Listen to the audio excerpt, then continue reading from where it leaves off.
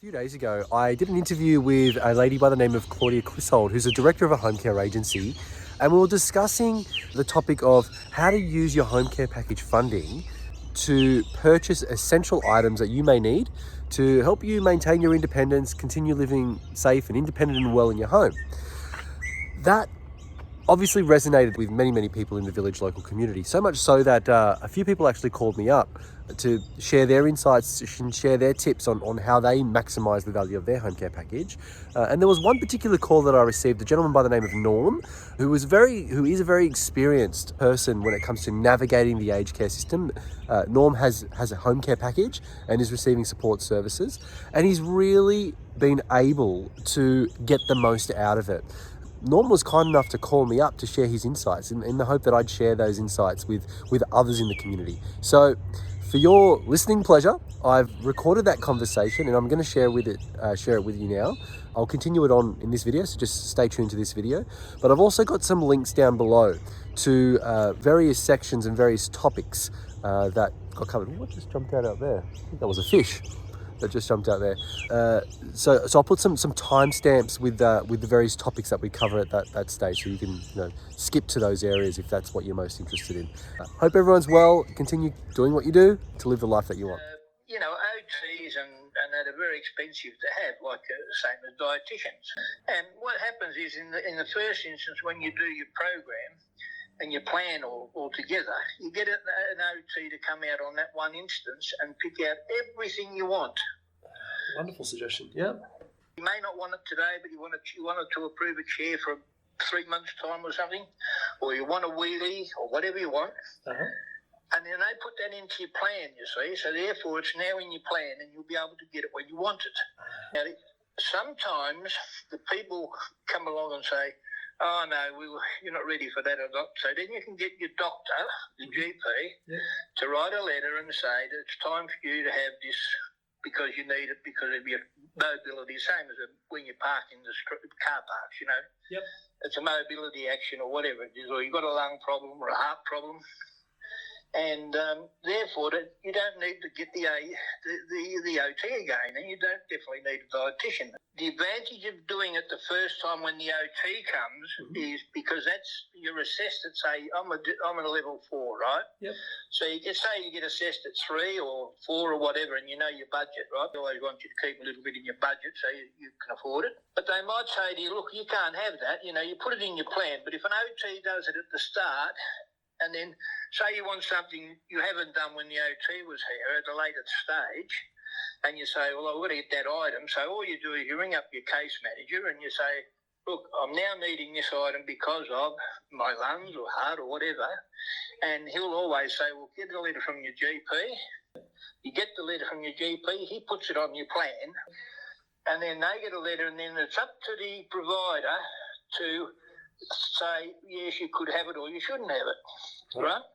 Now, if you find they knock you back on something, you've only got to ring up the OPEN for the older people and put your case to them, and they fight the case for you to see why you can't have it.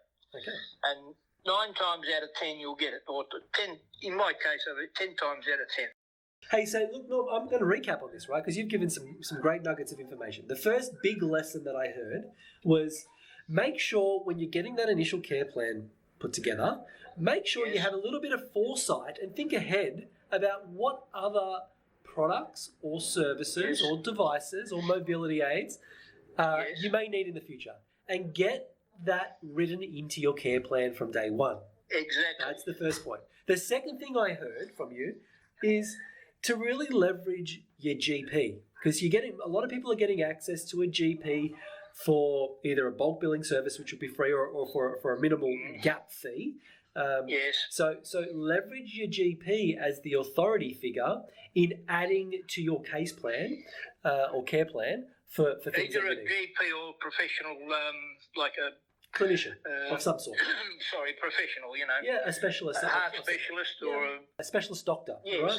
Leverage those people to add to your care plans. So the thing that I want everybody to remember is that the reason why your provider is asking you to get a report done by an OT or a report done by a dietitian or whoever is because most home care organisations, they do not have the internal clinical expertise to make these clinical decisions. So therefore they are outsourced to third-party services.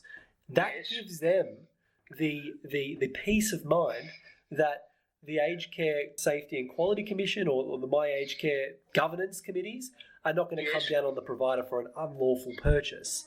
That's correct. That's what they do. The first thing they do is go to if you ask them for something that's a bit pricey or a bit out of kilter or something, first thing they'll do is send off a letter to the health people. Yep. And that's where they get their information to protect themselves. Because if they say yes, that's okay. You see? Yep. They're not making an instant decision themselves, whereas 12 months ago, 18 months ago, the provider made the decisions, right? But that's not happening anymore. Now, this is pushing a lot of people into the self-management phase. The only problem with self-management from what I had before, I started off with self-manager for about 5 months. Right. And the only problem I had with them, you still got a case manager. And if you get a bad case manager, you have difficult problems because they've got to okay everything. So you're back to the same square as you are with the case manager you got, right? Right. If you get one that's bad, they'll knock things off. They won't let you have a lot of things. Right. That's what put me off self-managing, you see. Got it. If you get a bad case manager and that particular people weren't having any backup, where you could go to somebody else in the system. Because it said if you have a complaint, you've got to complain to your case manager, which is ridiculous. But so there I left there and I went to this crowd there, and so I've been with them ever since. Mate, it sounds like you've well and truly armed and equipped yourself with the knowledge to really take control of bettering your situation. So well done to you. Yes, well, I can do it. There's no problems with doing it. I was doing it for my brother-in-law and my sister-in-law and everyone, For all those listening in on this recording, if you've got, if listening to this has prompted some thoughts and some reflections on your own situation, and you've got further questions to ask, then put your comments in this area. What I might do is I might check in with you in a few weeks, Norm, or a few months or something like that, consolidate some questions and just get your thoughts on those as well.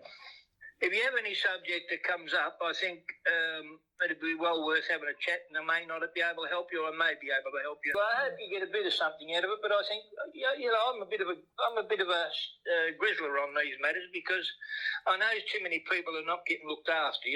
Oh, mate, keep doing what you do. Keep sharing your story and knowledge. I talk to people, and even in the streets and things. I talk to them in the supermarkets. Yeah.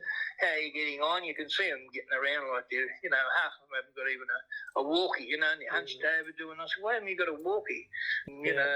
We can't get one, all that stuff, because they can't get a package, Poor old 80-year-old buggers, Well, mate, give them the village local number and we'll sort them out. Oh, well, but there's a lot of problems out there that people don't really understand, Norm, you've been a wealth of knowledge. Thanks for your call. I'm going to put this into the community group. So many people are going to benefit from this conversation, mate. So well done for sharing it. I think so. And I hope it's the elderly ones that sit in the chair and can't get what they want.